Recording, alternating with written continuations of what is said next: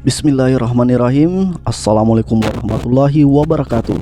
Sahabat Islam, mungkin kita semua sudah terbiasa melihat perdebatan-perdebatan, tapi yang membuat kita sebagai muslim ketika melihat perdebatan antara agama Islam dan Kristen membuat kita semakin bergairah.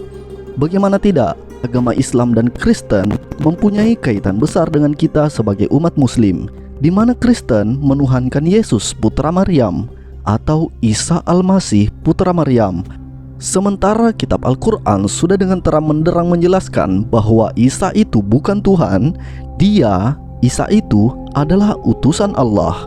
Itulah yang kita imani. Lalu umat Kristen menuhankan Isa. Inilah yang selalu menjadi topik perdebatan hangat, hingga umat Kristen juga mulai mencari dalil yang bertentangan untuk memecah pikiran-pikiran Islam. Nah, di sini saya akan mengutip perdebatan antara Ustadz Wafi melawan Gegara Sopiatul. Biar mudah kita panggil saja Ibu Sopia ya. Yang dimana Ibu Sopia mempermasalahkan tentang Nabi Yahya sujud kepada Nabi Isa sewaktu dalam kandungan. Entah dalilnya dari mana, namun Ibu Sopia menganggap bahwa itu adalah bukti bahwa Isa itu adalah Tuhan. Dengan itu, seketika Ustaz Wafi menjelaskan dengan menuliskan di kertas dalam bahasa Arab bahwa sujud itu bukan berarti menyembah, tapi ada juga sujud penghormatan. Sampai di sini saya kira kita umat muslim sudah jelas ya. Namun ya, namanya juga beda keyakinan, di mana Ibu Sopia menambahkan, kenapa bisa Yahya yang juga seorang nabi dengan firman Allah harus sujud kepada Isa, padahal keduanya sama-sama firman Allah. Kemudian Nabi Yahya yang lebih tua daripada Nabi Isa, kenapa harus sujud? Tambah Ibu Sopia. Ustaz Wafi kemudian membalas dengan berkata, itu biasa saja Ibu, lagian itu cuma sujud penghormatan, bukan sujud penyembahan. Bukan berarti sujudnya Yahya kepada Isa serta-merta membuat Isa menjadi Tuhan, iya kan? Lanjut Ustaz Wafi, sebagaimana Allah meminta malaikat dan jin yang sekarang kita sebut iblis sujud kepada Adam.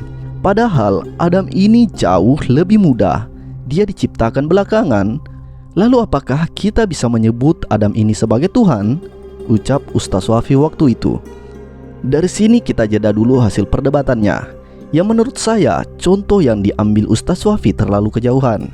Di sini saya tidak mengatakan Ustaz Wafi salah mengambil contoh, tapi kejauhan. Saya tambahkan contoh yang agak dekat, di mana Nabi Yusuf sewaktu kecil bermimpi 7 bintang, matahari dan bulan semua sujud di hadapannya. Yang akhirnya ketika Nabi Yusuf sudah meranjak dewasa, di mana ia kemudian melihat ibu bapaknya dan ketujuh saudaranya sujud di hadapannya.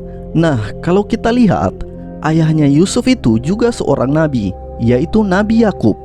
Yakub sujud kepada Yusuf, padahal dia bukan lagi lebih tua daripada Yusuf, namun dia ayahnya Nabi Yusuf sendiri. Lalu apakah bisa kita simpulkan bahwa Yusuf adalah Tuhan? Tentu tidak bisa, karena sujudnya Yakub kepada Yusuf bukan sujud penyembahan, melainkan sujud penghormatan. Mungkin karena di sini sudah jelas, jadi Ibu Sopia menuju ke pertanyaan yang kedua, yaitu apakah Al-Quran itu atau firman Allah itu adalah Tuhan atau makhluk. Di waktu itu mereka berdua berdebat panas, di mana Ibu Sopia terus berbicara tanpa memberi kesempatan untuk Ustaz Wafi menjelaskan, yang membuat Ustaz Wafi kesulitan. Jadi, apakah Al-Quran itu bagian diri Allah atau makhluk? Kita menuju ke surah Ikhlas, bahwa Tuhan itu satu, tidak ada yang setara dengan Dia. Itu sudah jelas di surah Ikhlas. Jadi segala sesuatu yang ada di alam semesta selain Allah sendiri, berarti mereka semua adalah makhluk. Saya beri contoh. Ketika saya menuliskan dan menjelaskan tentang siapa diri saya sebenarnya di dalam sebuah buku, jadi saya menuliskan karakter saya di dalam sebuah buku itu agar orang-orang bisa mengenal saya. Lalu apakah bisa dikatakan bahwa buku itu adalah saya? Tidak mungkin. Saya adalah saya, buku adalah buku, saya bukan buku, dan buku bukan saya. Begitupun posisi Allah dengan Al-Quran.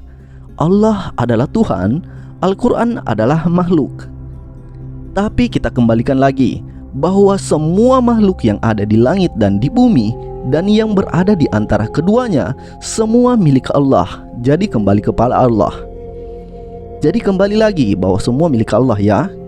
Kemudian Allah menjelaskan semua sifat-sifatnya ke dalam Al-Quran. Lalu apakah Al-Quran itu memiliki sifat yang sama dengan Allah? Tentu tidak. Kita kembali lagi ke perdebatan, di mana Ibu Sofia dengan keyakinannya mengklaim bahwa firman Allah adalah diri Allah sendiri. Saya ambil contoh lagi. Ketika saya berbicara, saya mengeluarkan gelombang suara. Apakah gelombang suara yang saya keluarkan adalah saya? Mana bisa. Saya berbentuk fisik dan suara saya berbentuk gelombang suara. Mana bisa disamakan? Namun belum sempat dibantahkan oleh Ustaz Alwi, Ibu Sofia melanjutkan bahwa begitu pula dengan Yesus.